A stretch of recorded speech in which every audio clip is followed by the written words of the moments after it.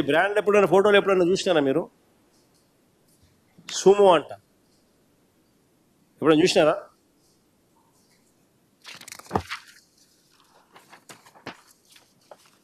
Kerala malt అంట, ఎప్పుడైనా చూసినారా?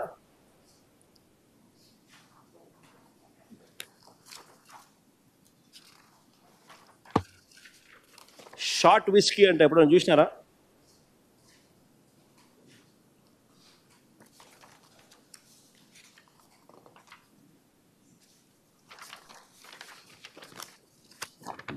బెంగళూరు విస్కీ అంటే ఎప్పుడైనా చూసినారా?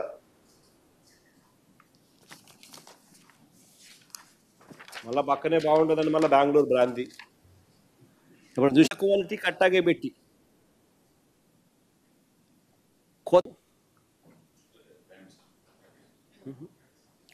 ఇక్కడికి సంబంధించిన మన నోట్ పబ్లిక్ డొమైన్లో పెడతా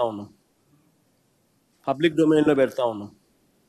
ఈరోజు నేను మాట్లాడిన ప్రతి మాటలు వైఎస్ఆర్సీ పెట్టేసేయండి, వైఎస్ఆర్సీపీ ట్విట్టర్ హ్యాండిల్లోనూ పెట్టేసేయండి. This is being uploaded. Factual position with respect to AP liquor policy during YSRCP regime.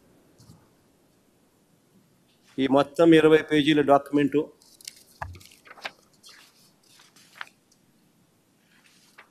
Page నెంబర్లు రాసింది చూస్తే 20 పేజీలో 22 పేజీలో ఉంటుంది. కానీ పేజీ నెంబర్లు రాసి అప్లోడ్ చేసేటప్పుడు పేజీ నెంబర్లు రాసి పెట్టించండి. మొత్తం డాక్యుమెంట్ వైఎస్ఆర్సీపీ వెబ్సైట్లోను, హ్యాండిల్లోను, ట్విట్టర్ హ్యాండిల్లోను, నా పర్సనల్ ట్విట్టర్ హ్యాండిల్లోను, రెండిట్లోనూ కూడా this entire document will be placed. ఎవరైనా కూడా ఈ సబ్జెక్ట్ మీద తెలుసుకోవాలనుకుంటే, నాలెడ్జ్ పెంచుకోవాలనుకుంటే, మీకున్న వేరియస్ డౌట్స్ ఈరోజు నేను చాలా అడుగుతాను. ఇంతమంది విలేకరులు ఉన్నారు.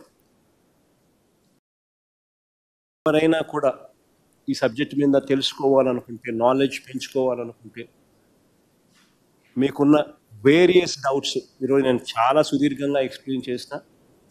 ఇంగ్లీష్లో కూడా అండర్స్టాండింగ్ కోసం this copy will be put up in the YSRCP Twitter handle and also my own personal Twitter handle. This entire clarification explaining everything whatever I've just spoken, with all those facts and figures and evidences. So ఇది ఎవరికైనా కూడా inquisitiveness ఉన్న వాళ్ళందరూ కూడా my request to you is please పెడతా ఉన్నాం ఈ copies కూడా. చూస్తే చంద్రబాబు సారథ్యంలో కూటమి ప్రభుత్వం వచ్చాక రాష్ట్రంలో హత్యలు 390, హత్యలు హత్యాయత్నాలకు గురైన వైఎస్ఆర్సీపీ నాయకులు కార్యకర్తలు, హత్యలు హత్యాయత్నాలకు గురైన వైఎస్ఆర్సీపీ నాయకులు కార్యకర్తలు 766, వైఎస్ఆర్సీపీ నాయకులు కార్యకర్తలపై అక్రమ కేసులు 2466 కేసులు, జైలుకు వెళ్ళిన వైఎస్ఆర్సీపీ నాయకులు కార్యకర్తలు 500. ఇంగ్లీష్లో మళ్ళా చెప్తా. అరాచకంగా చంద్రబాబు నాయుడు గారు వ్యవహరిస్తూ ఉన్నాడు. బ్రేవరేజెస్ కార్పొరేషన్స్లో పనిచేస్తూ ఉన్న సత్యప్రసాద్ అనే వ్యక్తి ఒక సాధారణ ఉద్యోగి, సూపరింటెండెంట్ స్థాయి. ఎంతమంది సూపరింటెండెంట్ ఉంటారో తెలుసా ఎక్సైజ్ డిపార్ట్మెంట్లో? 10ల సంఖ్యలో ఉంటారు. ఒక సాధారణ స్థాయి ఉద్యోగి. అనూష అని ఇంకొక అమ్మాయి ఎవరు, ఆమె చిన్న క్లరికల్ ఉద్యోగి, అది కూడా అవుట్ సోర్సింగ్ ఉద్యోగి. ఏందండి వాళ్ళని బెదిరించి వాంగ్మూలం తీసుకోవడం?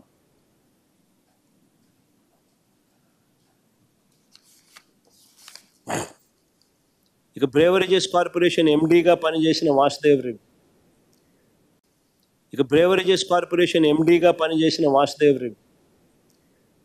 ఈ ప్రభుత్వం తనను వేధిస్తుందని హైకోర్టులో 3 సార్లు యాంటిసిపేటరీ బెయిల్ పిటిషన్ ఫైల్ చేసినాడు ఈ మనిషి. ఈ ప్రభుత్వం తనను వేధిస్తూ ఉందని, హెరాస్ చేస్తూ ఉందని 3 సార్లు యాంటిసిపేటరీ బెయిల్ పిటిషన్ హైకోర్టులో ఫైల్ చేసినాడు. ఇలాంటి వ్యక్తిని బెదిరించి, భయపడిచ్చి, చివరకు లొంగ తీసుకుని, ఇలాంటి వ్యక్తి మళ్ళీ స్టేట్మెంట్ ఇచ్చిన తర్వాత ఈయన సెంట్రల్ గవర్నమెంట్కి మళ్ళీ వెనక్కి వెళ్ళిపోవడానికి ఎన్ఓసి ఇచ్చాడు. అంతవరకు ఎన్ఓసి బ్లాక్ చేసి, ఇలాంటి వ్యక్తులు ఇచ్చే స్టేట్మెంట్కి ఏం వాల్యూ ఉంటుంది? బెదిరిస్తున్నారు, భయపడిస్తున్నారు, ఎన్ఓసీలు ఆపుతున్నారు. ఆయన నన్ను బెదిరిస్తున్నాడు అని హైకోర్టులో యాంటిసిపేటరీ బెయిల్ పిటిషన్ 3 సార్లు వేసుకున్నా కూడా దిక్కు దివానం లేదు. అలాంటి వ్యక్తులు ఇచ్చే స్టేట్మెంట్కి ఏం వాల్యూ ఉంటుంది?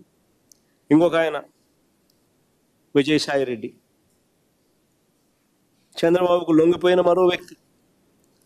రాజ్యసభ సభ్యుడిగా 3.5 సంవత్సరం తనకు టర్మ్ ఉండగా చంద్రబాబు నాయుడు గారి కూటమికి మేలు చేసేందుకు ఆయన రాజ్యసభ సభ్యత్వానికి ఆయన రాజీనామా చేశాడు.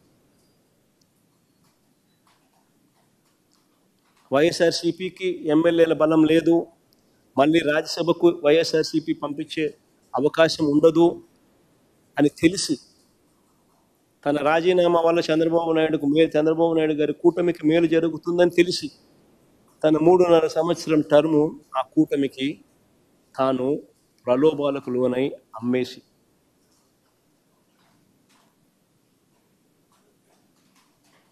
అలాంటి వ్యక్తి ఇచ్చే స్టేట్మెంట్లకు ఏం వాల్యూ ఉంటుంది? అటువైపు నుంచి మనం కూడా ఇటువైపున ఏమన్నా తీసుకొని ఇటువైపున తీసుకొని ఇదే మాదిరిగానే చెప్పిస్తే వాల్యూ ఉంటుందా?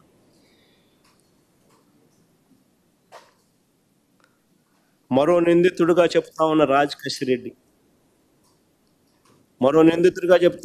కసిరెడ్డి, అసలు ఈయనకు బెవరేజెస్ కార్యకలాపాలకు ఏం సంబంధం? అసలు ఈయనకు బెవరేజెస్ కార్పొరేషన్కు సంబంధించిన వ్యవహారాలకు ఏం సంబంధం? ఐటీ రంగంలో అనుభవం ఉన్నవాడు, ఒక వ్యాపారస్తుడు, రాష్ట్ర ప్రభుత్వ సలహాదారుల్లో అనేక మందిలో ఒకడు. అది కేవలం 2 ఏళ్ల కాలంలో, అది 2 ఏళ్ల టైం, 2 years మాత్రమే, అది కూడా కోవిడ్ సమయంలో. విజయవాడకు వచ్చింది కూడా తక్కువే. 2 ఏళ్ల తర్వాత ఆయన సమయం కూడా పెంచింది లేదు, ఎక్స్టెన్షన్ ఇచ్చింది లేదు. ఆయన ప్రస్తుత టీడీపీ ఎంపీతో, ప్రస్తుత తెలుగుదేశం పార్టీ విజయవాడ ఎంపీతో తన సన్నిహిత సంబంధాలు ఏ స్థాయిలో ఉన్నాయనంటే ఇద్దరు కలిసి వ్యాపారాలు కూడా చేస్తూ ఉన్నారు.